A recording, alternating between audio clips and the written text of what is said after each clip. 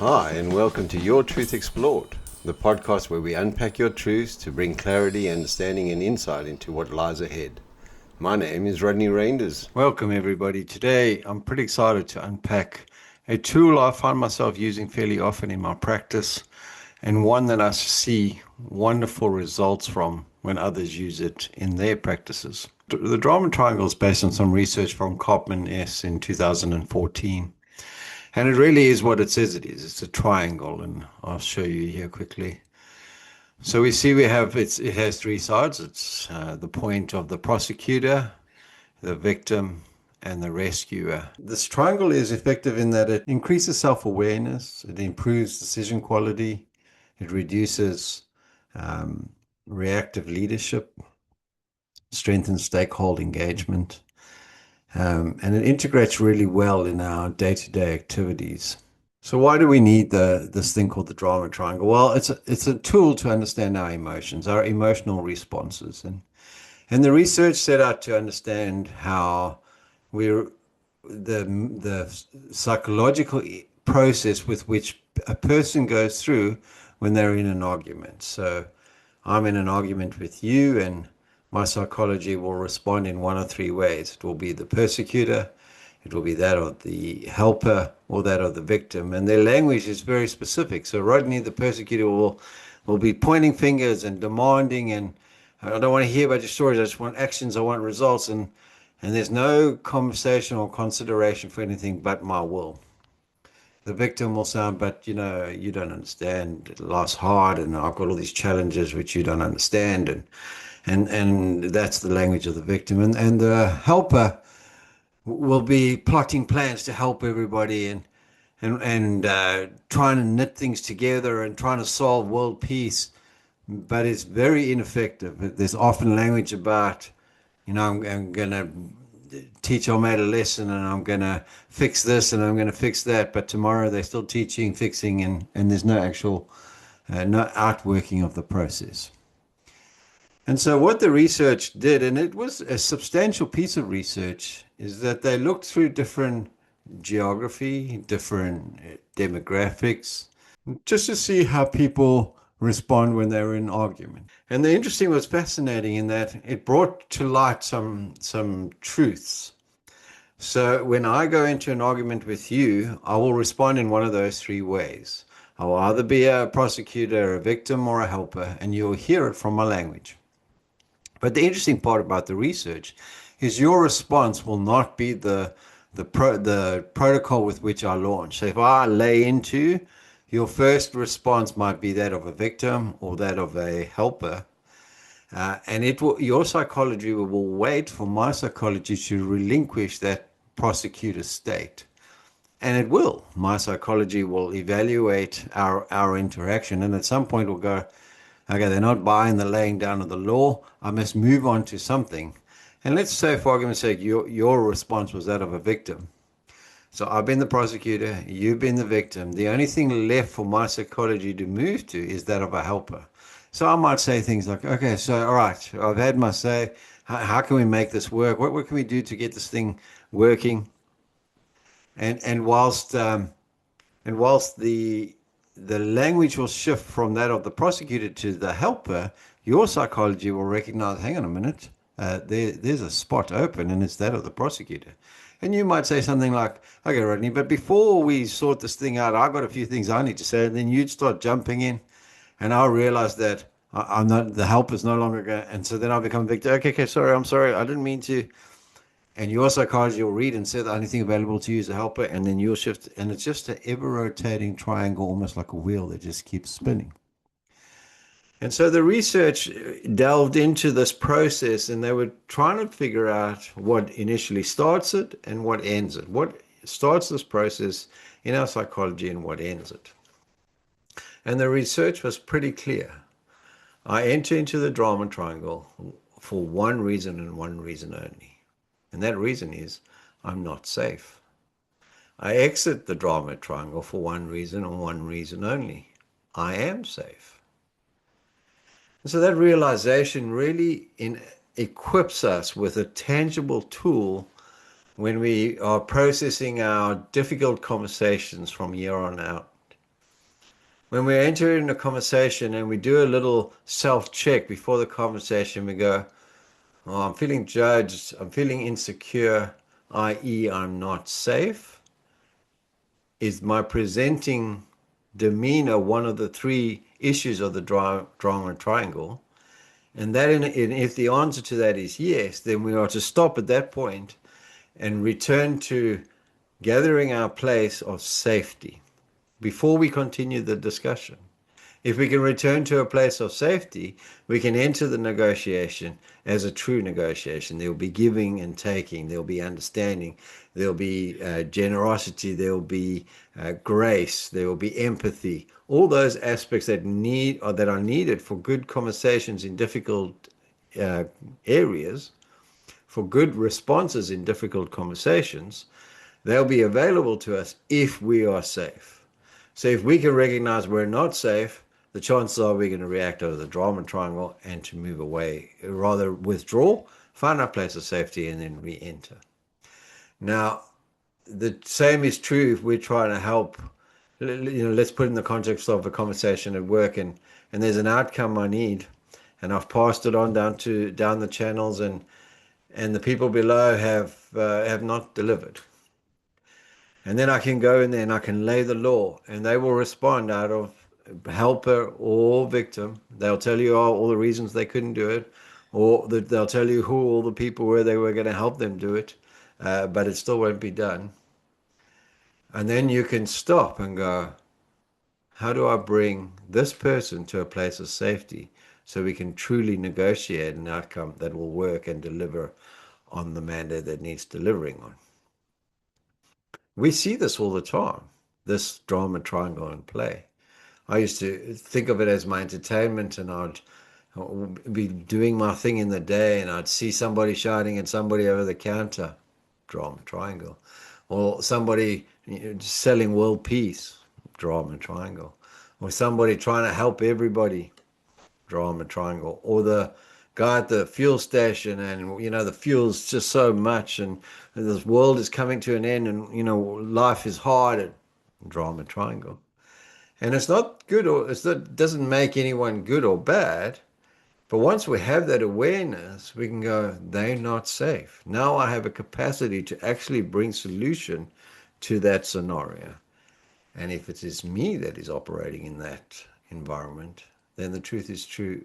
Then that is true for me too. I too can bring myself to a place of safety. Now, I've taught on this drama triangle a few times, and I've had many people, but one that sort of sticks in my mind was the lady listened to my talk, and at the end came to me and said, "You've just described my husband and my relationship. We chased that drama triangle." And I smiled and said, "Well, I hope you go home today looking for safety for yourself and the capacity to be able to create safety for your husband." But that's one of many conversations. And if you can take your mind back to the last time you were in a heated argument, and you can visualize or picture your response within that argument, and then if you can remember the response of the person with whom you were in that argument with, there too you will see this drama triangle at play. There is research, but you don't need the research. You can just look at the way you responded the last time you felt unsafe, and you will see the drama triangle there. And so if it's not good and not bad, but it gives us information, then what do I do with this information? Where do I go with this information? Well, it has to be said that the drama triangle can be moved to a place of growth, of empowerment. The victim, he can become a creator. He can focus on influence and action. The rescuer, he could become a coach, supporting without owning. Or the prosecutor can become a challenger, healthy challenger, promoting accountability and clarity. So there's growth within every one of those aspects. So if you will know, if I said to you, what is your go-to corner in the triangle? You will know, I normally respond as the prosecutor, or I normally respond as the victim. So then you can see if I respond traditionally as a prosecutor. If I can find a place of safety within that discussion, how can I be a healthy challenger? So for argument's sake, I've got a task. A client has bought a service from me, and that's required that I access from my staff some information. And I've explained to them the deadlines, and I've given them the scope of work. And the day has come for me to receive some of that data, and I call them in. And I know that the pressure's on from my client to deliver. And that's my key that I'm not safe. When I know that the pressure of that demand by the client has not fully been dealt with in my internal system, I'll know I'm unsafe. So when my staff member says, "Oh, Rodney, I haven't got that data for you," that insecurity, that place of being not safe, is instantly fired up with the drama triangle, and I will respond in one of those three ways. The staff member knows as he walks into that office why he's walking there. He knows he's coming to deliver that data, and he also knows he doesn't have it. So he also too does not feel safe. And so he enters the room with the drama triangle ready. And as soon as I fire away with my choice of corner, he responds with his, and the triangle begins to spin. But hopefully after today, after this awareness piece, we can go, okay, so you don't have the data and I need the data. So the language of the persecutor that is a challenger goes, help me understand what message I can give my client. There was a deadline. We needed to deliver this data. We don't have the data. Tell me why. What's the why behind not having this data? What's the hurdles that we've run into? And now I can go back to my client and say, I appreciate who's also not feeling safe because he's bought a service and we are unfamiliar with the pressures on which he's required, that has forced his hand to require this service. So we're unfamiliar with that, but chances are he'll not be feeling safe. And chances are I won't be feeling safe as I enter the conversation with my client who I know I've not delivered on the promises I've made. And so if I can acknowledge that internally before I start the conversation, then I can arrive at that conversation with clarity and go, yes, I failed to deliver as promised. These are the hurdles that we've run into. And they may move to a rescue and go, okay, right, well, so how do we make this work? And we go, well, these hurdles, they are global challenges that are outside of our control. These hurdles are inside of our control, but subject to and you can paint a clearer picture, not out of a place of responding from a place of being unsafe, but from a place of safety, the certainties within what you do know. And often in conversations, we just don't know. We don't know the answer. So how do we create safety around, I don't know? And the truth is that safety is found in the statement, I don't know. I appreciate that I've promised you a service and my integrity wants to deliver that service. However, there's something that's prevented me and I just don't know what that answer is. So I would ask for some grace as we unpack what we have done to see what the bottleneck might be. That in turn might create safety for the client. The outworking of this process is different for each one of us, but it is achievable. It is an achievable goal. And to that end, we've put together a little workbook, the Drama Triangle workbook. And you can access that from the link that you see on your screen right now, or at any time from our Your Truth Services website. I encourage you to download the tool and have it on your desk as something to be reminded of in the conversations that come ahead of you in this week. And as you notice your response, I have fond memories of a client who every time she realized she had moved into the drama triangle, she would find some menial excuse to put a pin in the conversation, like, I have to go to the bathroom now, or I value this conversation, I just need to do this and I'll come back to it.